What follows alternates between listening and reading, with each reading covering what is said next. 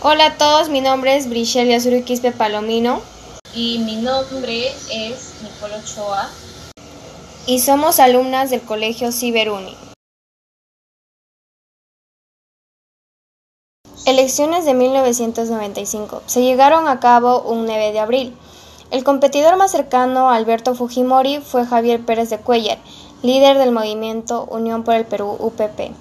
El discurso del candidato presidente durante la campaña electoral sostuvo basado en soluciones técnicas, con lo cual sobrepasó a su exponente en primera vuelta y además obtuvo una mayoría absoluta en el Congreso con su partido Cambio 90 y Nueva Mayoría. Aspecto político. Alberto Fujimori contaba con una mayoría en el Congreso. El poder SIN, que significa Servicio de Inteligencia Nacional a cargo de Vladimiro Montesino. La prensa chicha, con sus operativos psicosociales y con el control sobre ciertos medios de comunicación televisivos. La crisis de los rehenes y la operación Chavín de Huántar.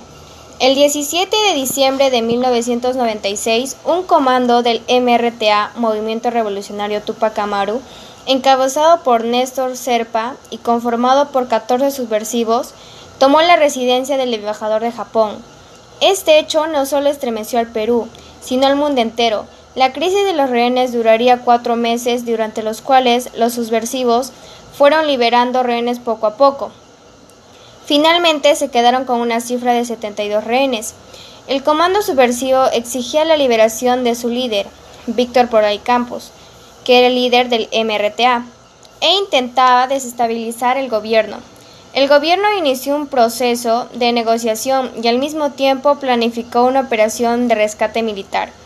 El 22 de abril de 1997 se realizó la operación Chavín de Huántar, que permitió la liberación de 71 rehenes vivos, y el saldo de fallecidos fue un rehén y 14 subversivos y 2 comandos. La Ley de Interpretación Auténtica de la Constitución en 1996 se promulgó la Ley de Interpretación Auténtica de la Constitución, que tenía como argumento el artículo 112 de la Constitución en 1993. Indica la reelección inmediata para una sola vez. Para las elecciones del 2000 el presidente Fujimori no estaba impedido, ya que para su elección del año de 1990 se encontraba vigente la Constitución de 1979. Su primera elección con la Constitución de 1993 fue la de 1995, por lo que en las elecciones del 2000 recién sería su segunda elección. Aspecto externo. Con Ecuador, 26 de octubre de 1998, se firmó el Acuerdo de Brasilia. Mediante este acuerdo, el Perú entregó 1 kilómetro cuadrado de nuestro territorio a Tiwinsa, Ecuador. Asimismo, se le cedió el derecho a la libre navegación por el río Amazonas y se delimitó definitivamente las fronteras entre ambos países. El 27 de diciembre de 1999, Fujimori anunció formalmente su intención reeleccionista, noticia que, aunque esperada, fue calificada por los partidos de oposición como una violación constitucional y un intento de perpetuar el régimen autocrático. Según la polémica Ley de Interpretación Auténtica de la Constitución, aprobada por el Congreso en 1997, el primer periodo quinquenal reelegible se había iniciado en 1995, bajo la nueva Constitución, con los que el titular, si lo deseaba, estaba facultado para un segundo periodo a partir del año 2000. Elecciones del año 2000. Para las elecciones del año 2000, el presidente candidato postula con su agrupación Perú 2000. En esta oportunidad, apoyando por los medios de comunicación, inició una campaña de desprestigio a las principales figuras políticas de la oposición. A diferencia de las elecciones de 1995, las candidaturas opositoras se agruparon alrededor del candidato del Perú Posible, que está conformada por Alejandro Toledo. En las elecciones del 9 de abril del 2000 se produjo el paso a la segunda vuelta electoral de Alberto Fujimori y Alejandro Toledo. Ante las denuncias de falsificación de firmas y suspicacia del acto electoral. Pocos días antes de la candidatura renunció Toledo, lo que le permitió la victoria a Fujimori. La marcha de los Cuatro Suyos. El inicio del tercer periodo fujimorista coincide con la Marcha de los Cuatro Suyos dirigida por Alejandro Toledo, líder de la oposición. Durante la juramentación de Fujimori para su tercer periodo presidencial, en el centro de Lima se produjo el incendio de la oficina del GNE y las explosiones en el Banco de la Nación. Los Vladivideos.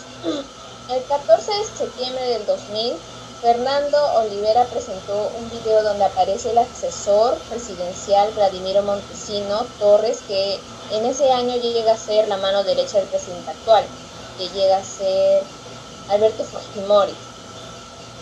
En los videos se ve que Vladimiro Montesino está entregando dinero al congresista de la oposición, Alberto Couri, a cambio de que se pase a las filas del oficialismo. Este fue el primero de una de sus series de videos llamados Vladivideos, cuya importancia radica en que se demostró de manera cruda los altos niveles de corrupción a los que había llegado el régimen de Fujimori. Caída de Alberto Fujimori.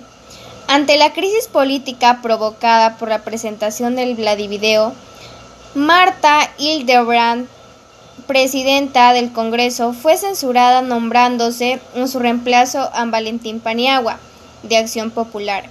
En noviembre del 2000, aprovechando una visita oficial a Asia, Fujimori envió su renuncia a la presidencia vía fax a Federico Salas, presidente del Consejo de Ministros. Vladimiro Montesino. Si hay alguien que puede representar el cinismo extremo en nuestro país, ese es sin duda Vladimiro Montesino, el cómplice de Fujimori, el tenebroso jefe de todopoderoso Servicio de Inteligencia Nacional.